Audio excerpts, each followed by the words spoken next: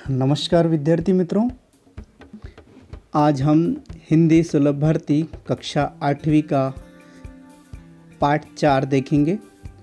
इस पाठ का नाम है गांव और शहर। इस पाठ में गांव और शहर की भिन्नता के बारे में बताया गया है, अंतर के बारे में बताया गया है। तो सबसे पहले हम इस पाठ की शब्द वाटिका शब्दार्थ के बारे में देखते हैं। दीदा यानी आँख या दृष्टि, परमेश्वर यानी परमेश्वर एक नाम होगा किसी का, आलम दुनिया जगत दृश्य या हाल कह सकते हैं हम, गिल्ली यानी गिलहरी, गैया यानी गाय, घमाना यानी धूप खाना, जौना यानी प्रतीक्षा करना, सुरसुतिया यानी सरस्वती यानी एक नाम, टुकुर टुकुर यानी टकटकी लगाकर देखना। अब पहला प्रश्न इसका आएगा, तुलना करो। तो सबसे पहले गांव की तुलना करते हैं हम। गांव के लोग शहरों में आने से गांव खाली हो गए हैं। रोज़गार की तलाश में लोग शहरों में आ रहे हैं, इसलिए गांव खाली हो गए हैं। गांव टकटकी लगाए देखता है और खेतों की देखभाल करने वाला गांव में कोई नहीं रह गया, क्योंकि लोग रोज़गार के लिए शहरों में चले गए हैं। सड़कों के कारण गैया के जो खुर हैं वो घिस गए हैं और गैया लंगड़ा कर चल रही है। शहरों के हाल क्या हैं? शहर ठसाठस भरे हुए हैं, तिल रखने की भी वहाँ पर जगह नहीं है। शहर अचरज से देखता है और वहाँ लोगों के रहने और सोने के लिए जगह नहीं है। और दिन निकलते ही लोगों की क्या हो जाती है? भागम भाग शुरू हो जाती है। बड़ी बड़ी मेट्रो सिटी में आप देखेंगे लोग सुबह से ही घर से बाहर निकल जाते हैं, अपने बच्चों के मुंह तक नहीं देख पाते। वो जब निकलते हैं तो बच्चे सोते रहते, और जब वो वापस आते हैं तो बच्चे फिर से सो जाते हैं। तो इस प्रकार हमने गांव और शहर का अंतर देखा। इसके पश्चात हम दूसरा प्रश्न देखेंगे, उचित जोड़ियां मिलाओ। तो यहाँ पर अ और आ दो गट दिए गए हैं। पहले अ गट में है मेट्रो और पीपल दिया हुआ है, और आ गट में है गांव, कस्बा और शहर, ये शब्द दिए गए हैं। तो अब आप इसका अंदाज़ा लगा सकते हैं। मेट्रो हम मेट्रो सिटी कहते हैं जैसा, तो मेट्रो शहर होगा, और शहर में ही मेट्रो वगैरह चलती है। और पीपल ज़्यादातर गांव में हमें दिखाई देते हैं। पीपल के वृक्ष चबूतरे बने होते हैं, लोग बैठते हैं उस पर। तो तीसरा प्रश्न देखिए, कृति पूर्ण करो।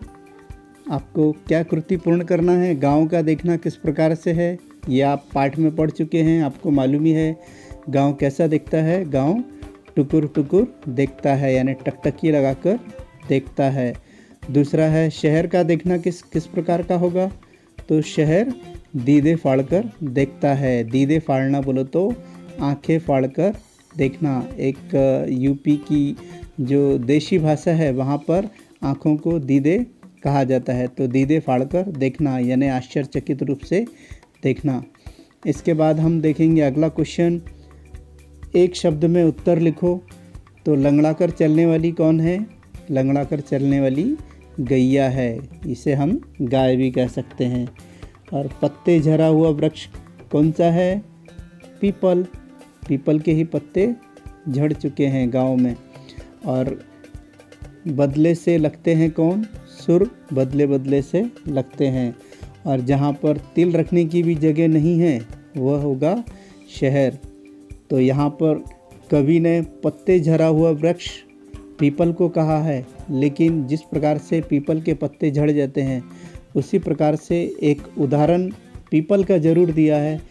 तो गांव भी उसी प्रकार से खाली हो गए हैं, लोग रोज़गार की तलाश में शहरों में चले गए हैं। जिस प्रकार से पीपल के पत्ते गिर गए और पीपल का पेड़ जो है वो सिर्फ डालियाँ डालियाँ रह गई उसमें।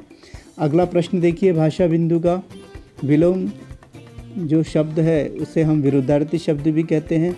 तो यहाँ पर मैंने कुछ गांव का विलोम शब्द है शहर, विरुद्धार्थी शब्द है शहर, उसका वाक्य में प्रयोग भी किया हुआ है। कई गाँव में आज भी स्वास्थ्य सुविधाएं नहीं हैं। शहर के बारे में अगर हमें वाक्य बनाना है तो रोज़गार की तलाश में लोग कहाँ जा रहे हैं? शहर जा रहे हैं। सुख का उल्टा होगा दुख। नौकरी लगने के बाद मेरा जीवन कैसा हो गया? सुखमय हो गया। सब सुविधाएं मिल गई तो जीवन सुखमय हो गया। भाई से बहन का दुख देखा नहीं गया। जब भाई बहन से मिलने के लिए गया तो उसका दुख उसे देखा नहीं गया। अगला प्रश्न जो विलोम शब्द है सच का झूठ। सच हमेशा कैसा होता है? कड़वा होता है। तो जो व्यक्ति हमारे बारे में कुछ कह देता है तो हमें तुरंत बुरा लग जाता है, तो सच हमेशा कड़वा होता है। तो मेरा मित्र हमेशा झूठ बोलता है। तो इस प्रकार से इन शब्दों का हमने वाक्य में प्रयोग भी देखा। अभी हम समानार्थी शब्दों का देखेंगे। समानार्थी शब्द बोलो तो दोनों अर्थ समान होना चाहिए। पहला, बाढ़ पीड़ितों की मदद करने हेतु कई युवा सामने आए। तो यहाँ पर युवा का वाक्य में प्रयोग हमने देखा। सरहद पर सभी जवान तैनात थे, यहाँ पर जवान का वाक्य में प्रयोग देखा। इसके बाद में उम्मीद का विरुद्ध समानार्थी शब्द होगा आशा।